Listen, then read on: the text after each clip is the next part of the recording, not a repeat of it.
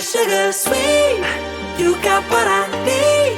Sipping on the potion, all that good emotion. Just my kind of heat. Keep it on repeat. Tested by the potion. Loving this devotion. Live it up, sweet emotion. Every time, every night, you and I on a roll.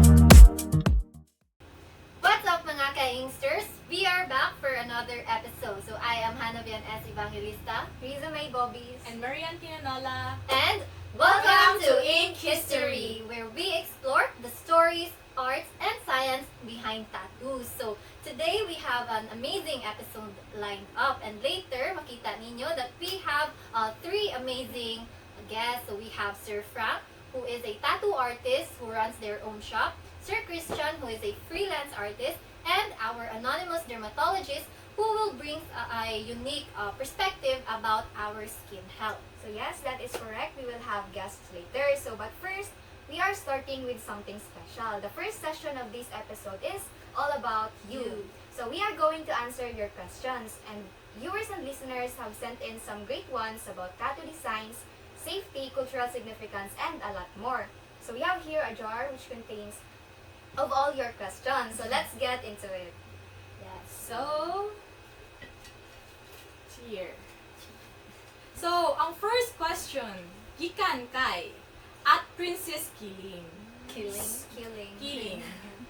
At Murder. Princess Killing. So, ang question niya kay, what is the historical significance of tattoos in our culture? So, isa po ay, what a great question by the way. So, to start this session. So, we all know that tattoos have been a part na dyan sa atong human culture since antiquity, no? So, sa an ancient Egyptians, so sila ang isa sa mga pinaka-una na naggamit og tattoo sa ato adrino as form na siya sa ilang body decoration. So, makita na dyan nato sa ilang mga tombs o sa ilang mga artwork. So, over this last century, mas naging widespread mo ding tattoo in globally. So, it has evolved into expressions of a person's and personal interests like social messages or commemorations sa life events like sa weddings or graduations. So, mura po ni siya og kuan ba kanang reminders sa ato sa mga most cherished memories nato.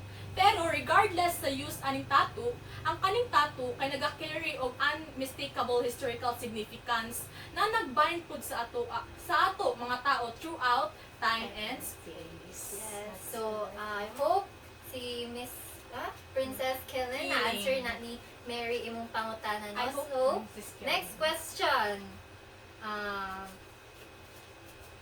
Okay, so this is from @Niconoderm. So, how do tattoos highlight individuality? So, nice question din, no? So, we all know that tattoos is a form of self-expression, right? That can be unique as the individual. So, they can tell a story or mag-symbolize sila sa personal journey sa mga tao or di kaya kanang mga beliefs nila na gina-value nila.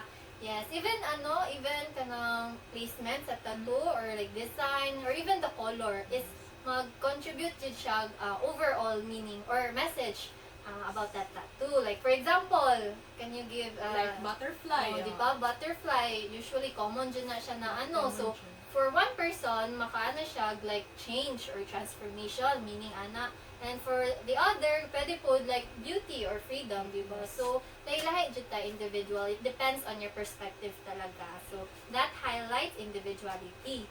So, I hope that answers your question @Niconoderm. So, next So question. now let's proceed to another question, no? From Niklo Sesh. So she asked, how does tattoo culture vary across the globe? So very great question, no? So across the globe, tattoo culture takes on different forms and meaning. So for example, no, in Japan, tattoos are associated with the Yakuza. You know what Yakuza is? Oh, what's that? It's like here in the Philippines or in other countries, it's like similar to the mafia or mga gangs here in the yeah. Philippines. So, however, in recent years, this perception has been changing.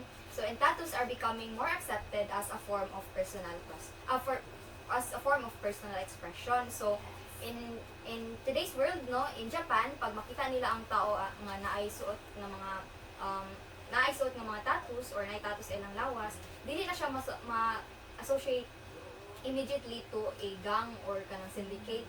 Kay again, ang tattoo sa Japan karon kay it's slowly becoming as a form of personal expression. Yes, evolve na siya.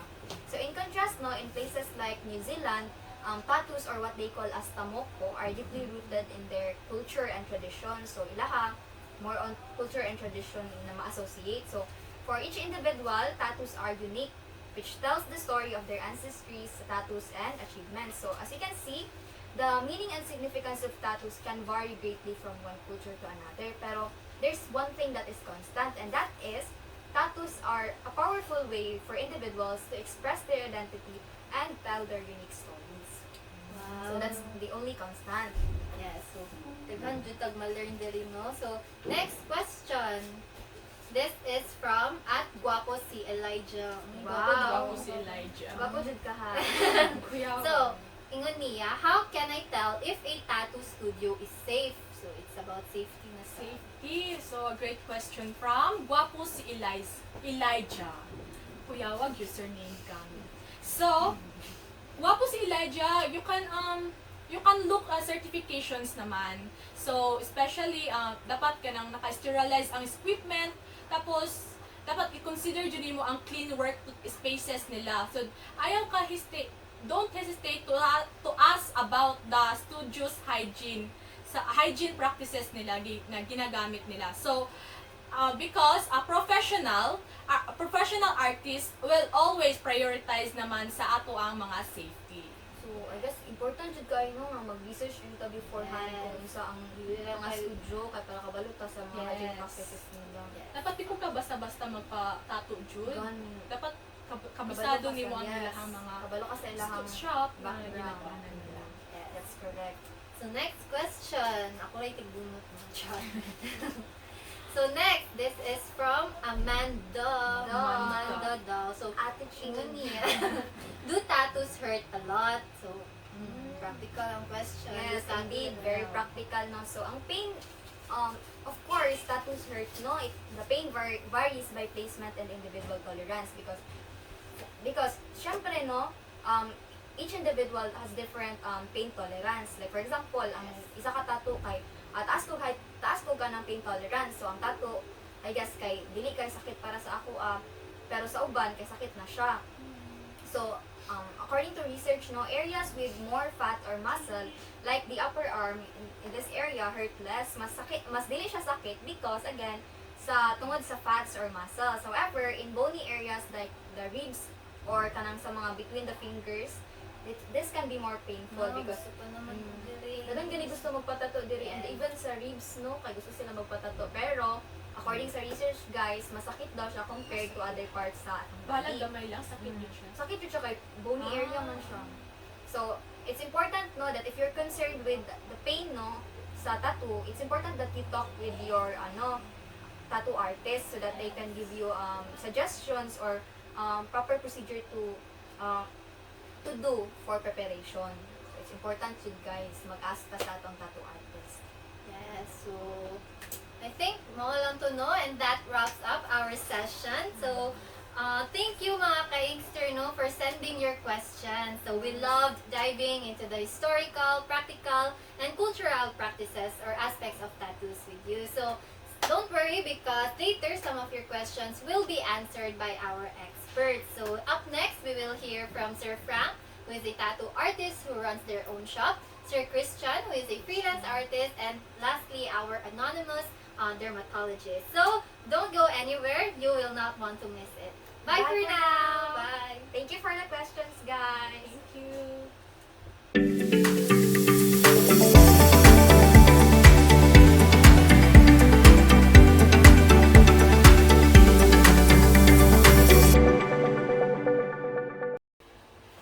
Welcome back to Ink History. We are very excited to kick off the next session of today's episode.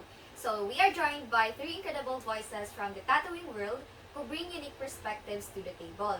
So before we begin, we want to note that each of our guests has given their consent to share their insights and experiences in today's episode. So their perspectives are invaluable and we're very grateful that they've joined us today. Now let's meet them. First we have Sir Frank, a talented tattoo artist, and Ma'am Nina, an apprentice of Sir Frank.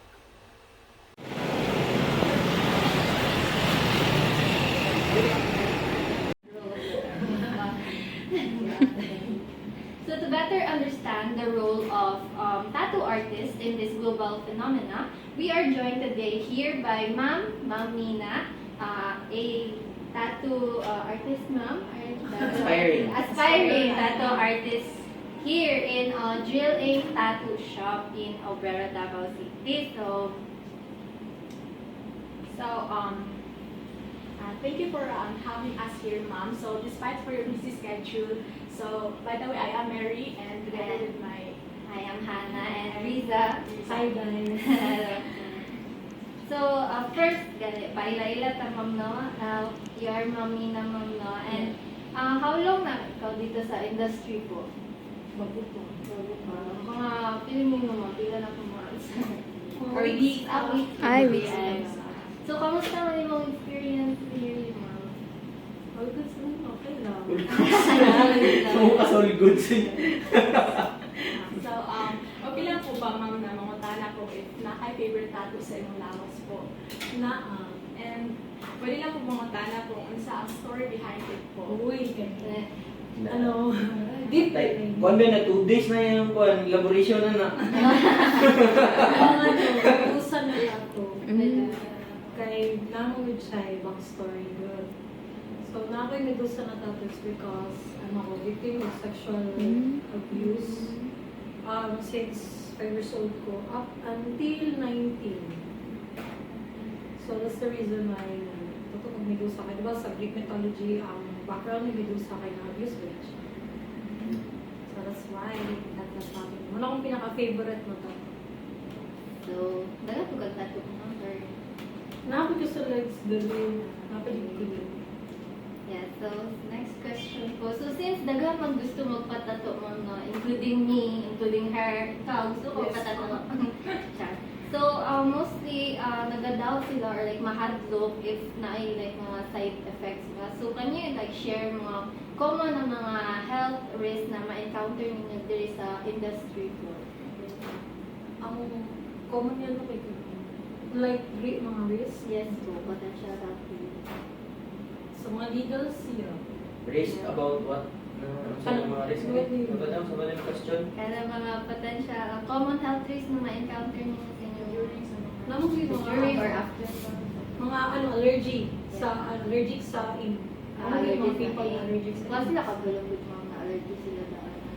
Usually, kanangin na question, usually ang mga dahil food allergies. Mao na siya yung mga prone og allergy sa red ink lang po na siya. Other colors, black o other primary colors kay wala na siya cause na non-toxic man ang ink pero ang red kusog yun siya makakause o kanang something na inana pero di na toxic yun tanan ink pati ang red pero ambot lang anong sa red bisag kinsa na pioneer artist pod din yung pungutan na di pod kayo na nila ma-explain nga kanang klaro kay sa pula nga ink na yung nag-react sa mga kung nakay food allergy mao na siya.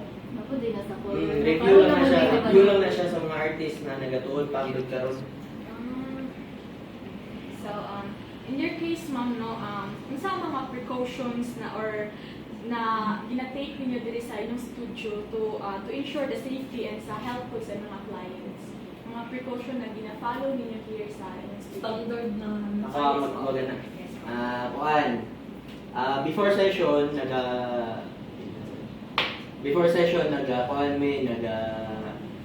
nag-paset mix schedule sa client para makatake siya pahulay 2 days prior yun ang pahulay before session para kondisyon ang iyang paminaw dili kayo kusog ang dugo sa iyang panit na every time nagadugo man yun ang panit kasi syempre kinasamadan man na siya so mo lang nga then proper rest lang yun mo lang nga 2 days na preparation before session mo na siya ang ginabuhat. sa standard na muna na sa ni rules pag na client. Pero kung magagmay lang, okay lang man kung ano, basta hygiene lang yun. Hygiene sir. Then pag tatuan ka, dapat ang imuhang gamit or sabunin mo kay safeguard kana antibacterial yan eh. Dili na mga Kojic or sa mga whitening soap kay muluto man gud na siya sa mud nimo sa tato. Kung fresh na yung tato, punasan nimo na og sabon na kanang whitening, possible na siya na mag-burn. Ginasunog na niya, ginaluto na niya ang fresh na mga tato. Nga siya. So dapat antibacterial lang, tapos iwas kalot o kanang kutkot sa tato good well nagahil pa siya kasi mo na pinakontra yun sa tato. Mo na siyang nagapos og keloids.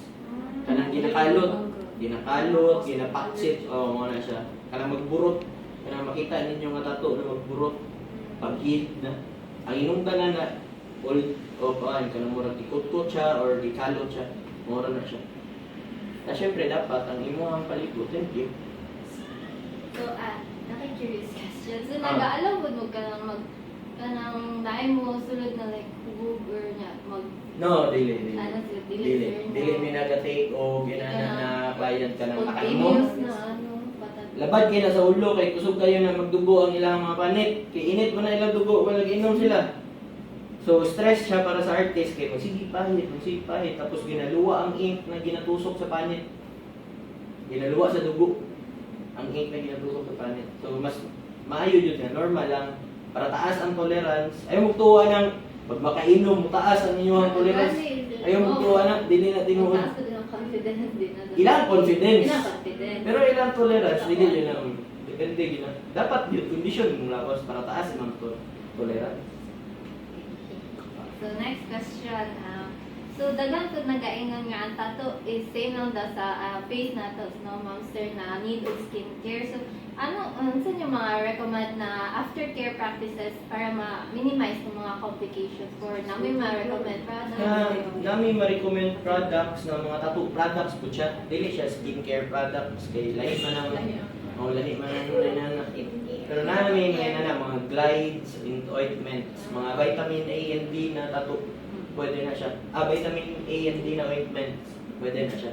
Basta na A and D na ointment, pwede na siya. Nung ipahit yung tato. Ayaw lang ng lotion. Bawal. Vaseline karon dili na na-recommendable. Kay bawal na siya karon kay burn moisturizer ba yan ng Vaseline. So, mag-dry ang imong panit maluto ang imong tato kung fresh pa. So, mas pabor jud kung imong gamiton kay ang ointment sa mga artist. Gina-recommenda mo po na sa mga artist sa ilang mga clients in case or nasa session, mga ano para layo sa disgrasya ang tato. Okay, for the next question ko, na yung mga tao ma'am or sir na nag-prefer nila magpatato sa dili walay shop or kanang naga-sideline lang po. So, unsa po ba ang mga nakuha yung mga kalahian in terms of kanang sa hygiene or sa quality ani nga tato? Kayo dako kayo ang kalian. Sa karon no mo na siya ang kanang murag hot issue sa tato, kanang na kanang na-shop o katong mga home service lang or sa ilaha lang mga balay nagatato. Mas maayo jud, mas maayo jud na suportahan nato ang mga shops. Parehas ni diri sa mga suportahan ninyo. Na good kay para syempre ang standard sa tato dili siya maubos. Diba? Mahal gani ang painting nga ipilit lang sa bumbong. Unsa na lang sa imong panit na forever pag yun na nimo dalon, di ba? So mas maayo jud na sa shops jud kay sigurado jud na sa mga shops na jud quality standard na protocol mga inana. Siyempre po. Or wala may problema kung magpatato mo sa mga balay-balay. Pero mas maayo yun, kaila kayo ninyo pod or related sa inyo ba? Mga agaw. Mga gamit nila dapat bago yun. Yun na. One time use lang yung tanang gamit. Sabot ang needles. Hindi na siya pwede balikon. Kasi lahi man na, pagtusok sa mong panit, ang dugo, madala man sa needle, di ba? So, nato'y sakit tong tao na gitatuan mo tapos gamito nimo sa lain tao, possible na matakdan siya kung sa tong sakit na ginadala-dala atong tawhan na matakdan tong next client. Kaya wala may proper ano. Mo lang kung may ngag. Ay na ano diri po like kanang age requirement para Yes, dili nila tatog minor. ay bala 18 pa ano. 18 pataas yun. 18 pataas. Uy, Lagi ko yung natatuan last week. Senior high, pero 19 na siya. Di makita niya sa kuha yung ID, tapos di mo suko yung ginikanan, natatuan ka. Dili nga, nang ko'y tato, kaya siya tato, dari babae. Di na, nag-squid ako, mabinit. Mabinit, di na mabinit. Ay, sa tihay, wala. Pag ko siya, mabinit. Ah, na, mabinit. Oh, dito. Dila sa ano din. So, before we end this, no, sir and Sure. ma'am, so, napa mo yung mga advice to those aspiring tattoo artists or mga gusto mahimong tattoo artists? Ma-advise na ako, no, kay ako, 4 years pa ako nagtatato. Pandemic artist po ko. Kay dati akong trabaho online, tapos nagsawa na mo online, kapoy naman good. Yung mga nagtuon kong tato. Ang ma-advise lang sa mga newbie na po, or sa mga baguhan ng mga artist, kanang manikamot lang yung tatuon, tapos dili na to ibaba ang standard sa tattooing sa ato ang lungsod kay mo. Isa ko na siya nga makapadala sa ato ang ma-boost na to ang mga ano ba mga gama na to, mga projects na to.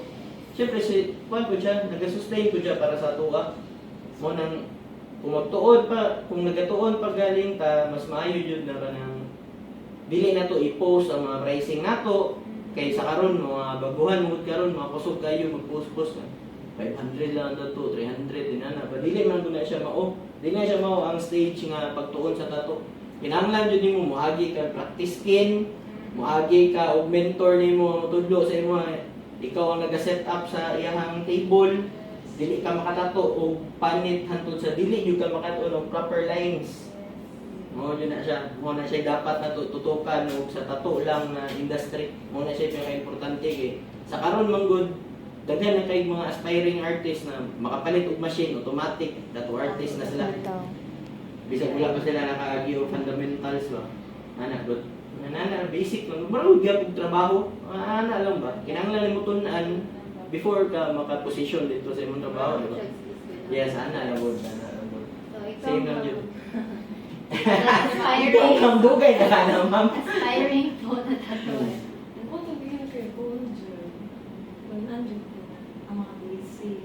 Yes, fundamentals. Ang pinaka-importante sa tattoo. Makatuon ka sa fundamentals sa tattooing. Tapos, dili lang na ingon na tatuan ka, no? Nya, muna na siya, tattoo na na. Dapat, ang tattoo ni mo, napon na siya, kumbaga, gina-represent na sa personality ni mo or unsa ba. Mao man yun na importante sa tattoo. Good. Mao man ang culture yun sa tattoo. Dati pa. Nana. Wala. So, murag tattoo lang no? Murag maulat ang mga random na questions and Sige ba? na ano po na mga gusto na mo na answer. So, Ako, ninyo? Sure mo? Yes po, kaayo. Kaayo. Thank you so much. So, before we end this video, no, may mga Facebook or Instagram page, sir, na ma'am na pwede na tumano sa itong mga Ang i-promote na to, ang page, yun eh. Page na mo, Drilling Tattoo Studio. Ako din si Frank. Frank Alfred ako ang profile sa Facebook. Pwede ninyo i-check ako ang profile, portfolio. Dito ang portfolio. Kenneth de la Serna, tagiyan ni na shop. As exemplified by the video, tattoos are more than just ink on skin. They are a reflection of one's personality, beliefs, and experiences. Take the story of Ma'am Nina as an example. She chose to tattoo a Medusa on her body because she relates to Medusa's story of resilience after experiencing sexual abuse. So as you all know, in Greek mythology, Medusa was also a victim of rape. So in today's world, daghan og mga tao nga gapatattoo og Medusa as a symbol of empowerment and survival. Pero gusto nila i-show through this tattoo nga after going through such a hard stage sa ilang life kay naka-get over and naka-survive sila ana. So tattoos like this serves a purpose. They give voice to experiences, help in healing, and also remind us of our strength and identity. So, si Sir Frank po, naka-mention po siya sa mga health risks sa mga tattoo. So, ang isa sa mga health risks ani kay ang allergic reaction. So, we don't know ngano na magka-react man jud sa particularly sa red ink pa jud. So, what would you kabalo ngano red ink lang pod. But we found out na nag-research me about this. So, due to the eyes sa mga pigments used like the cinnabar or the other compounds that contains the mercury or the azo dyes. So, these substances pala can cause sensitivity or allergic reactions in some people. So, basin ang red dye lang siguro ang gakon Oo. sis Ano ni Ana si Sir Frank sa ato na wala daw siya kabalo nga Yes, red ink ikaw. lang jud ang mag-react. Compare sa mga black inks, dili jud daw maka-cause of allergy. allergic reaction. So, basin ang red ink lang jud ang contain ani nga mga Bantog, dye, yes. cinnabar. Kaya naaday mercury o azo dyes. In connection to that, no, na-mention po ni Sir Frank ang mga aftercare practices, which is, niya nga, kailangan, jud, like, naatay proper rest, or katong mga gusto magpatato, at least 2 full days daw, para at least kanang dili good ang body na to, like, ma-handle jud nila ang process sa tattoo ba, like, na diba na-mention ni Sir, para dili daw kayo magdugo ang yes. skin. Pag wala daw Yes. kayo rest kay mas kusog daw ang dugo. Yes, so, pero kung like ka ng mga minimal lang na tattoo, at least, rest jud daw Rest jud, kailangan. proper rest jud Oo. kailangan. Bisan Yes. gamay lang ang Oo, tapos after daw ninyo magpatato, kailangan daw magamit mo ka ng antibacterial na Like for na example, soap. Bioderm. safeguard. Yes, safeguard. Tapos, iwas daw tag mga kanang acidic soaps like Kojic. Nakatry na mo Kojic. Yes. Remember jud na ako, first time na ako gamit Kojic kay Hapdos jud Hapdos ikaw siya. siya. Hapdos So, siya. what more na lang kaya kung So, ni mo munti sa... mo i-apply. Yeah, so, gusto kay siya. And then, lastly, is, of course, mag-maintain og proper hygiene. So, nagud na sa dugo. Yes. So, kailangan clean jud ang environment para prevent ang mga contaminations. Yes, that's true no si.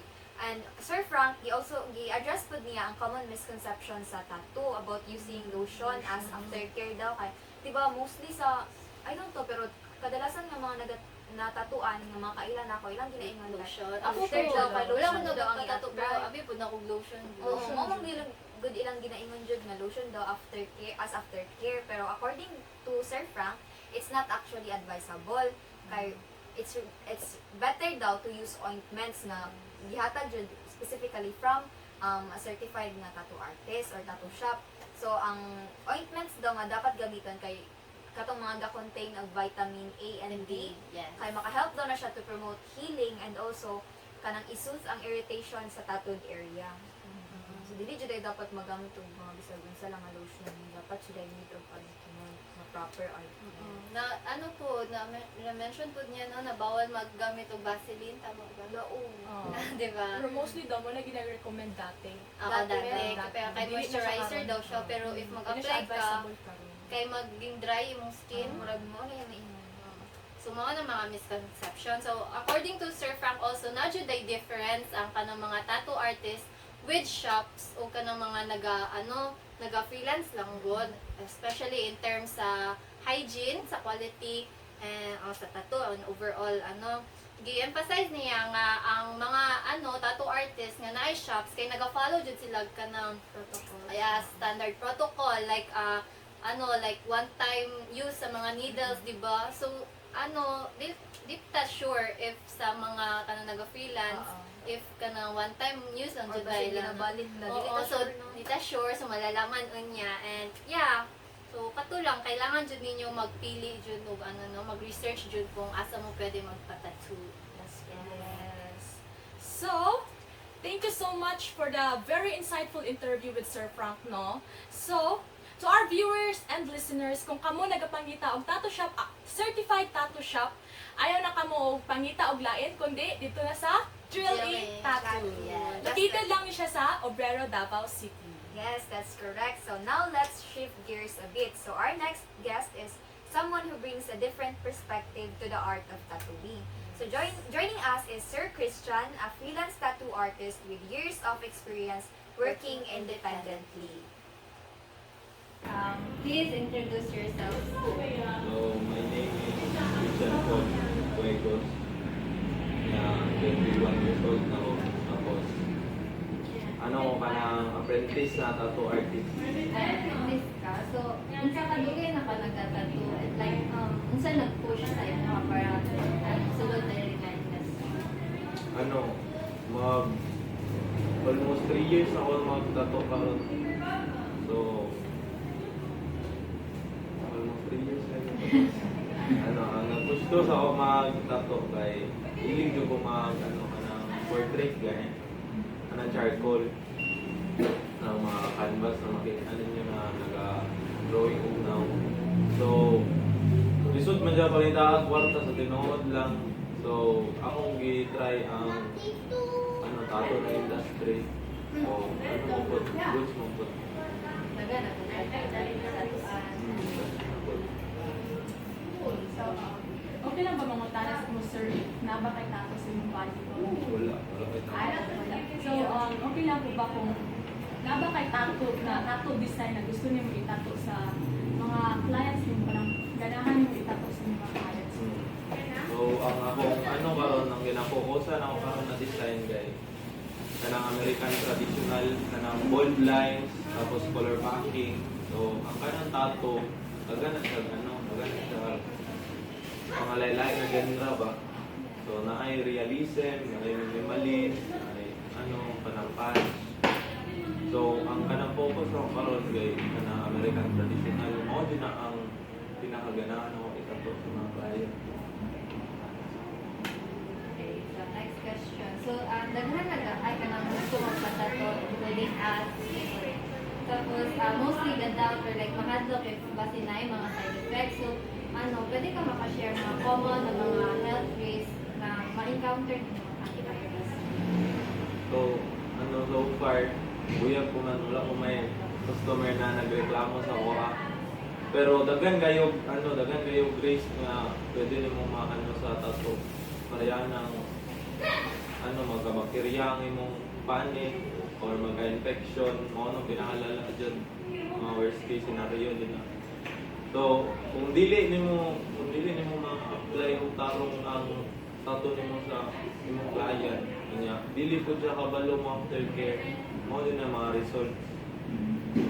So, in your case, sir, so na ba mga precautions na yung gina-take to order to ensure the safety and sa health sa inyong clients mo? Man, pagkaman din sa tattoo, ramot na ka ng mga first time nila na magpatato. So, kailangan din nilang advice na tarong para dili po nila ma-abuse ang tattoo. Kaya siyempre, kung nakay tattoo, ibutang mo na sa mga lawas, it's either na ay meaning sa imo, gusto rin mo i-flex ang art sa imong body. So, daman mo siya i-expose, kung tayo nakasagawas, ang sunlight na mga isapod na likayan mo na siya kung dili na siya pulitin, tapos dili mo siya pwede gamitan og antibacterial soap for 3 weeks. Di mo nimo siya iligo og dagat for 3 weeks gyapon. Likayan mo na makaintig gani.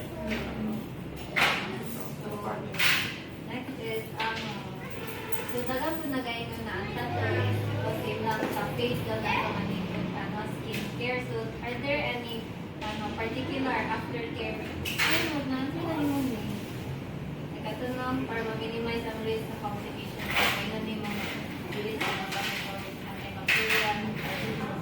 So, next question. So, ayun na lang for the next question. So, daghan nag-doubtful na magpatato po sa inyo like na mga individual artist tattoo artist po compared to sa mga shop. So, sa tingin niyo sir, if naabay mga difference between sa inyong mga individual tattoo artist na nag-sideline sa mga na-shop na tattoo artist in terms sa mga health, sa hygiene, sa safety, o sa quality sa tattoo po? So, na ay difference. Honestly lang yun, ang kanang mga tattoo artist na naana sa shop, it's either dara sila nag-apprentice or kanang gikuha din sila mismo sa shop tungkol sa ilang talent.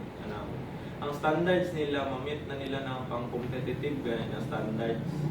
So, dara juga mag-expect nga quality jud, mahal jud ang ilang pangayo. Kay siyempre art jud na sa sa amuha na mangod ng industry kung di mo masabtan kung ano ka, kung magreklamo ka about ana ang presyo sa tato, ingani ka mahal tapos ingani na kagamay. Pero ang quality na manggod nila mismo as an artist ang ilang ginabuhos dira. So kami na mga walay shop, kami na mga independent artists, ano kayang naagoy uban na ma-meet nila to ng standards, do wala sila sa shop, na independently lang nila na nagatato sa ilang sarili, pero ano ka nang tawag na mabuhos nila gyapon na ilang talent na yung anak sa ilang client. Kung nagyapoy uban na dili sila gusto og shop, pero how did sila? Pero about po na sa hygiene. Siyempre, kung independent ka na artist, depende na lang kung na sa mga environment, kung asa ka nagatato, or kung sa mga aftercare, sa mga gamit, o kung man yung magtato para sa future client. Kana mga shop, nana sila automatic na naga-sanitize sa ilang mga gamit, pag man nila gamit. So, as an artist, dili na ka mag-hustle o ikaw pa malibyo. Pero nakagya po yung shop na ingana, kaya po ng waste nila. So, before we end this interview, sir, can you naba kayo ma-advise to those inspiring na mahimong tattoo artist po? So, sa mga beginner na artist, ako po, i-claim ko na mga sarili na beginner pa ako.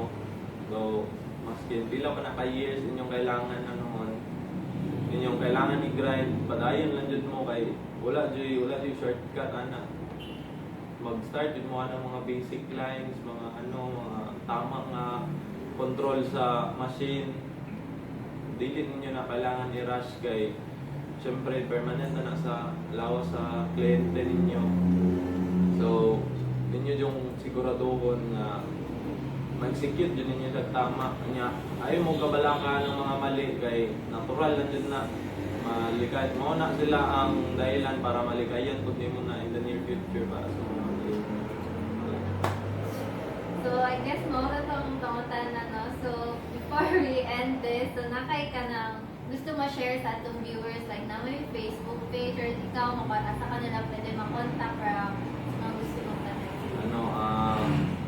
Ang gina-aprendisan ko karon kay si Boss Archie, sa Sandawan na siya nakalocate, pero wala na siya shop, independent na siya na artist. So ma-search niya siya sa Facebook, Archie. Kanya, ang ako upload kay Christian Paul Wegos, kanya, PM lang mo kung gusto mo mga o samples.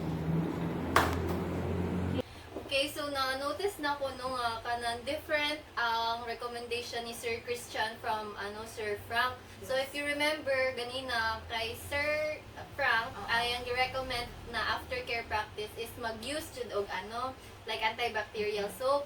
While kani kay Sir Christian kay siya nga dili daw magamit og antibacterial soap. Pero gi-emphasize mo pud niya nga after 3 weeks daw. So, dara makita jud nato nga na lahi-lahi jud sila kanang perspective. And also additional na lang na wala man na mention ni Sir Frank pero kay Sir Christian kay daw like avoid sunlight pud daw. Yes, para dili daw maluto dayon ang or something like that. Pero naka-notice pud ko, so pero same sila recommendation na dili daw maggamit og mga acidic substances, which is nag-recommend pud ni Sir Frank. Yes, that is true. And na-notice po na ko nga si Sir Christian, ga-agree siya nga na difference between tattoo artists with shops from independent artists. He mentioned nga, ang shops daw kay better sila in terms of hygiene, kay nasa sila mga standard protocols dyan nga gina-follow. Compared to independent artists na ang hygiene, mag-depend daw sa artist kung unsa iyang process nga gina-follow and also sa iyang environment kung asa siya gatato kay ang mga independent tattoo artists kay wala man sila own shop nila, so ang gatato sila it's either sa ilang balay or sa balay sa ilang clients, and in that case dili na to ma-guarantee or ma-ensure nga ang katong nga area or place kay safe or kanang good kanang clean or hygienic na environment. So ang ang hygiene sa independent artist kay mag-matter na lang jud sa unsa ang mga precautions nga gina-follow sa artist para ma-make sure nga safe ang ihang client. Yes. So, I guess maura man to atong insights na nakuha, no? So, thank you, Sir Christian, for your time, for allowing us to have an interview with you. So, sa mga ka-inkster, sa mga gusto magpatattoo, like home service, you can contact Sir Christian through his Facebook page. So, just search Christian Paul Huegos, and dito, pwede na mo pa-consult or kanang bookings if gusto niya magpatattoo. Yes. Now, manamalutan. Now, let's move on to our final guest for this episode. No? So, joining us is someone who brings a medical perspective to our conversation.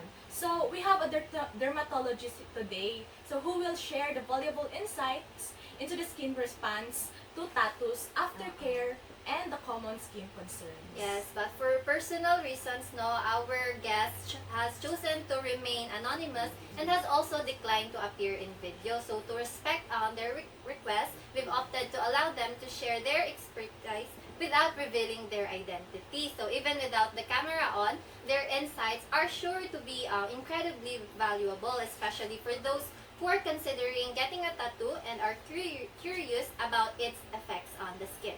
Yes, that's true. Ay, pwede lang po dili po mag-name. Hindi na lang ako mag-name. Ang health risk sa pag-tattoo or pag-remove sa tattoo sa AMUA is nag-asa train of kilay, artist, jud, ang kanang proper og ang kalimpyo jud sanitize jud sa mga gamit na gamiton para sa client. And then dapat jud mag-use og gloves if ever nga ay kung kay syempre nga ay mga wound jud siya. So kailangan magamit og gloves, sanitize always. Then ang needed is dili jud siya pwede ibalik para secured po sa mga client. Ano mga possible nga health problems po nga if ever magpatato or wala ba siya? Possible ang jud ma'am swelling. Possible jud ang swelling sa mga tattoo o scabbing. Scab jud siya. So, After like 3 days to 1 week per magdepende siya ma'am sa healing process sa body. ano po, na kayo masuggest nga kanang mga aftercare routine po kanang sa mga Aftercare, bawal lang siya basaon for 8 hours and then naami ginahatag nga ointment para mas dili kayo dry ang iyahang scalp para dili pod mapangit ang yes ko ang sa pigment. Then dili pod tanan ma'am sa pigment na mag-subside dayon kay naa po yung mga skin nga dili pod nga dali mag-subside ang pigment sa skin. So, according to our dermatologist, ang proper sanitation of tattoo equipment. So, it is also necessary pala na mag-use ta og gloves during pag-tattoo to avoid contamination, especially open wounds ni siya.